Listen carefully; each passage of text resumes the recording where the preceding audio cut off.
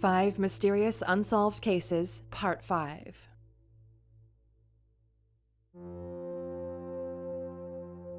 On April 1, 2014, Dutch students Chris Kramers and Lisanne Froon mysteriously disappeared while hiking in the popular mountains of Boquete, Panama. The two girls reportedly were walking alone, but were accompanied by a dog named Blue, who was owned by the family with which the girls were staying. Allegedly, this host family became alarmed later that evening when Blue returned home without the girls. Despite this, it took around 3 days for authorities to begin an official search. The girls took with them only a small amount of supplies, including a camera. Photographs recovered on this camera show the girls hiking, smiling, and seemingly heading off trail on a route that is designed not for tourists or hikers, but for indigenous people. This trail is, however, fairly clear and easy to follow. Photographs found on the camera also include a large number of mysterious, disturbing, and unclear images, which were taken 7 days after the girls disappeared.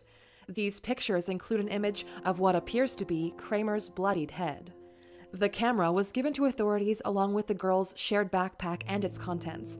It was handed to them by a local tribeswoman 9 weeks after the girls disappeared. The backpack also contained 2 bras, 2 pairs of sunglasses, 2 cell phones, and $83 in cash. Logs from the cell phones show that they were used to call emergency services on April 1st, 2nd, and 3rd. The cell phones were also used to check signal on the following 3 days before being disused until April 11th. On the 11th, signal was checked again on the phone belonging to Kramers, though no PIN was entered. Then the phone was switched off. In August, after extensive searches, authorities eventually found bone fragments of the girls near where their backpack was found.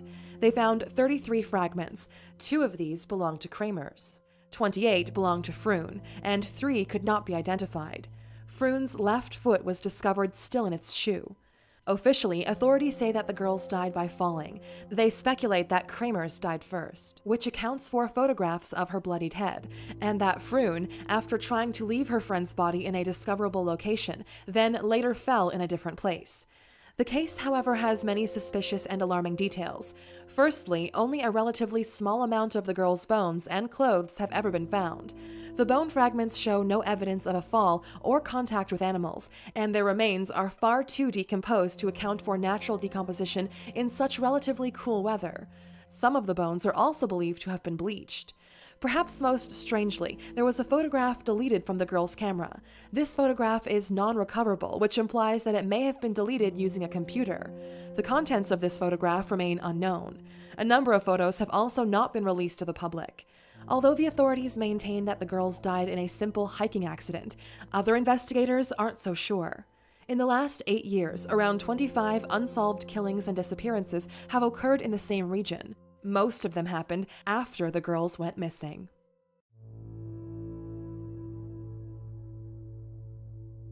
JonBenet Ramsey was a 6-year-old beauty pageant queen who was found dead in the basement of her parents' home in 1996.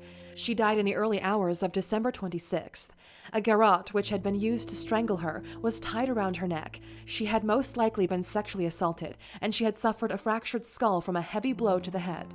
Duct tape covered her mouth, nylon cord was found around her wrists, and her body was covered in a white blanket. Her body was discovered only a few hours after Ramsey's mother, who was herself a former beauty queen, called authorities to report that she had found a 3-page ransom note in the family home. This ransom note demanded $118,000 from the family for their daughter's safe return. It contains many spelling errors, many strange phrases, and lots of unusual demands. The note was written on paper belonging to the family and was signed with the initials SBTC. When Ramsey's father found her body, he immediately moved it upstairs, irrevocably altering the crime scene. Strangely, Ramsey's mother claims that the clothes worn by the body of her daughter were not the same clothes which she was wearing for bed the previous night. The parents were initially considered as the main suspects in the case, along with Ramsey's 9-year-old brother Burke, as there was no real evidence of a break-in at the family home. All 3 have since been officially exonerated. Investigators now believe that an intruder did indeed commit the crime. There had been many burglaries and sexual assaults in the nearby region at the time. In 2000, a local man named Gary Oliva was arrested on drug charges and was found carrying a photograph of Jean Bonnet in his backpack. He explained that the reason he had the photo was because he was deeply touched by the case. A friend of Oliva's claimed that he had received a phone call a day after the murder, where Oliva said, quote, "I hurt a little girl. I hurt a little girl." However, Oliva's DNA did not match the DNA found at the crime scene. John Mark Carr, a former elementary school teacher, was arrested in Bangkok and confessed to the crime, but his DNA also did not match anything found at the crime scene. His confession is considered to be false. During the autopsy, pineapple was found in the stomach of Ramsey's body, but her parents cannot remember feeding pineapple to their daughter. The significance of this strange anomaly remains unknown. After all these years, the bizarre case still remains unsolved. Some still adamantly believe that the break-in claim is a lie, and there was instead a cover-up by the Ramsey parents and brother. Another wacky theory states that JonBenet Ramsey never died, and she is still in fact living, as a world-famous pop singer under the name of Katy Perry, but we're not so sure.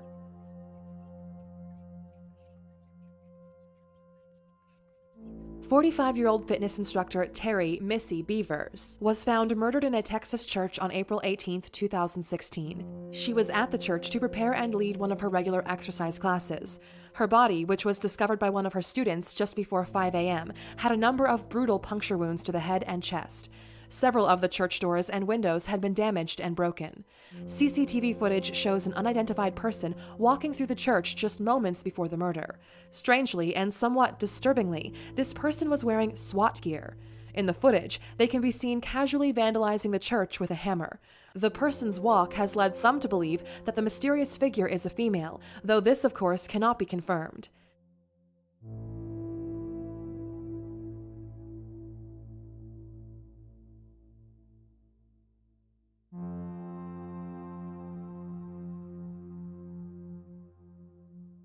Investigators have established that the injuries on Beavers' body were most likely inflicted with a hammer.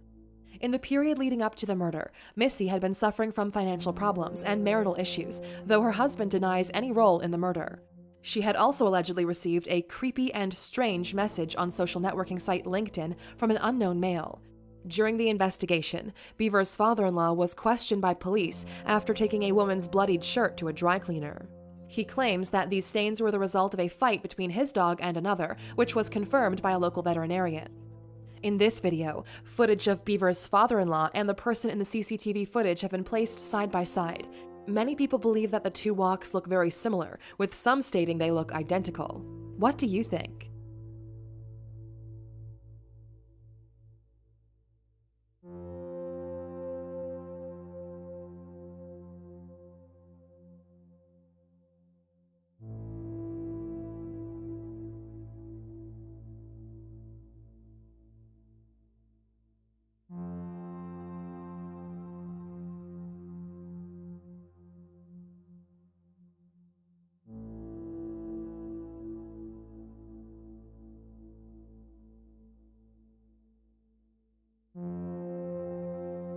Investigators have not yet identified the figure shown in the CCTV images. They are working based on the official assumption that Beavers walked in on a robbery in progress, which unfortunately led to her death. However, this is just a theory, and the case remains unsolved.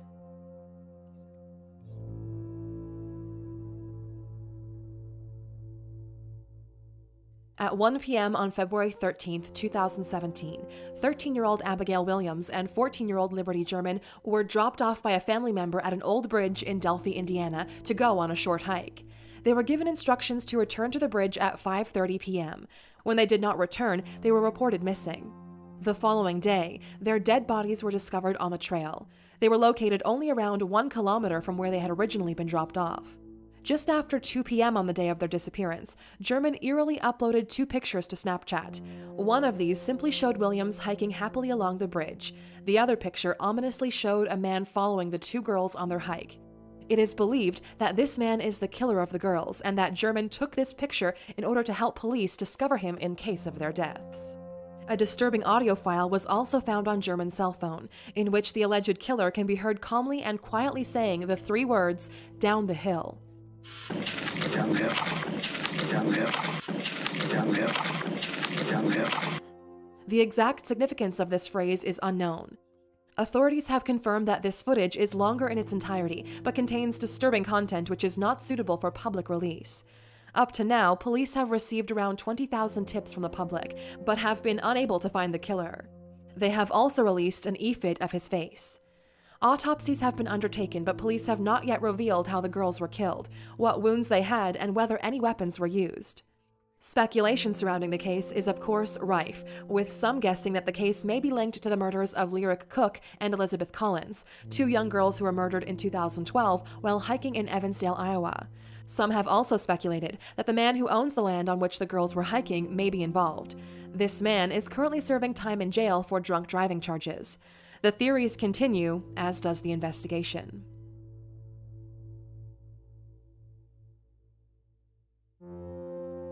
On September 7, 2015, Minnesota resident Corinne McCabe received a strange and disturbing voicemail message from her husband, Henry McCabe. It was sent around 2:30 a.m. In the voicemail, growls, groans, and moans can be heard, along with a voice that appears to say, "Stop it." The message then abruptly ends.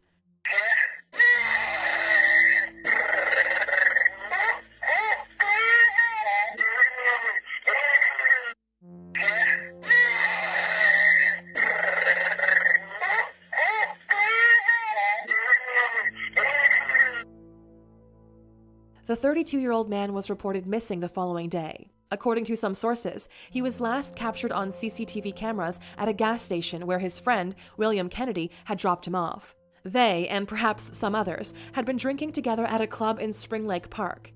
Kennedy had allegedly taken McCabe's wallet in order to stop him from buying more alcohol. According to Kennedy, McCabe had asked to be dropped off at the gas station instead of at home. But what is particularly strange is that the gas station is in the opposite direction of where McCabe lives. His apparent motive for wanting to be dropped off there remains unknown. When Kennedy spoke to the police, he initially gave inaccurate information about where he had dropped off McCabe and inaccurate information about other key details, though as of now, his involvement in the case is not being considered as suspicious. McCabe had also called his brother that night and left a voicemail, but this audio has not been released to the public. McCabe's body was found 6 miles away from the gas station, around 8 weeks later, floating in a lake. The autopsy revealed that he had drowned, though investigators have left the case open, largely due to the disturbing sounds in the voicemail. Speaking to reporters, McCabe's wife, Corinne, said, "I try to picture where he was, what it might have been like, what circumstances would have made him sound like that." There are many inconsistencies in the case, including how many people McCabe had been clubbing with, whether or not he had possession of the keys to his home, and why he was dropped off at the gas station. The exact involvement of Kennedy and McCabe's other friends remains largely unknown. Henry McCabe was a husband and father of 2, and seemingly had no reason to end his own life. Some people believe that the bizarre voicemail sounds like he may have been attacked by some kind of animal, while others believe that it sounds like he was hit with a taser or a stun gun. However, no one can be sure of the truth. The case continues. Thanks for watching. Please leave a rating and subscribe to see more videos like this. Also, please remember to click the bell icon to make sure that you never miss an upload from us.